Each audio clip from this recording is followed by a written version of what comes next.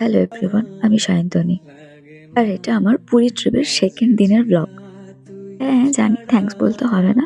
জানি অনেক তাড়াতাড়ি চলে এসছে ভিডিওটা। এদিনকে আমাদের সকাল, সকাল পুজো দিতে যাওয়ার কথা ছিল, তাই আমি অনেক তাড়াতাড়ি উঠে পড়েছিলাম। এখানে আমি আমার লিপ সাইডটা তোমাদেরকে দেখাচ্ছি। কি সুন্দর, তাই না? বাকিরা লেট করছিল, তাই আমি রেডি হয়ে কিছুক্ষণ ঘুমিয়েও নিয়েছিলাম। তারপর অবশেষে সবাই মিলে রেডি হয়ে বেরিয়ে পড়েছি মন্দিরের উদ্দেশ্যে। সকালে আমরা অবশ্যই এখানে একজন পান্ডা ধরেই পুজোটা দিয়েছিলাম। তারপরে আশেপাশে কয়েকটা জায়গায় ঘুরে সমুদ্রে চলে গেছিলাম স্নান করতে। কোনো ভিডিও ক্লিপস নেওয়া হয়নি, ফোন রেখেই গেছিলাম হোটেলে। আর এখন যে ক্লিপসগুলো দেখছো এগুলো সব বিকেলের। বিকেলে গেছিলাম আরেকবার ধ্বজা পরিবর্তনটা দেখার জন্য। আর এখানে আমাদের শায়েরি ও নানান অ্যাঙ্গেল থেকে ফটো ভিডিও নেওয়ার চেষ্টা করছিল। এখানের গাছগুলো থেকে কিন্তু ফুল তোলা বারণ, যদিও আমি তুলিনি। আমার ফ্রেন্ড তুলে দিয়েছিল, যেটা লাগিয়ে আমি একটুখানি রং করছিলাম। এদিনকে একটা বড়সড় স্ক্যাম হয়ে গেছে। কিছু শপিং করা আমাদের বাকি ছিল, কিন্তু কিছুই করতে পারিনি।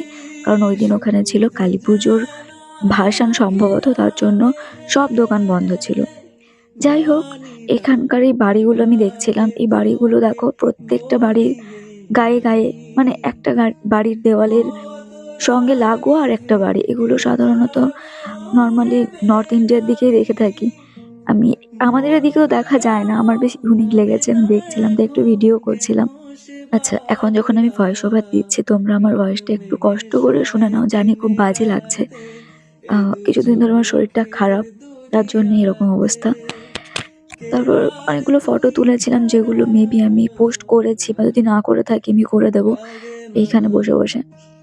তারপর বাড়ি ফেরার সময় হয়ে গেছে, মানে ট্রেনের টাইম হয়ে গেছিল। কিন্তু এখানে আমরা জ্যামে আটকে গেছিলাম। দেখো, এখানে কালীপুজোর ভাসানের জন্য একটা বিরাট বড় প্রসেশন চলছিল।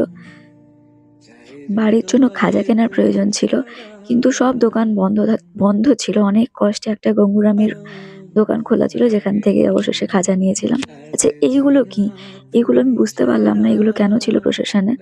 যদি কেউ জেনে থাকো তাহলে কমেন্টে জানিও। বাড়িতে প্রসেশনটা খুবই সুন্দর ছিল।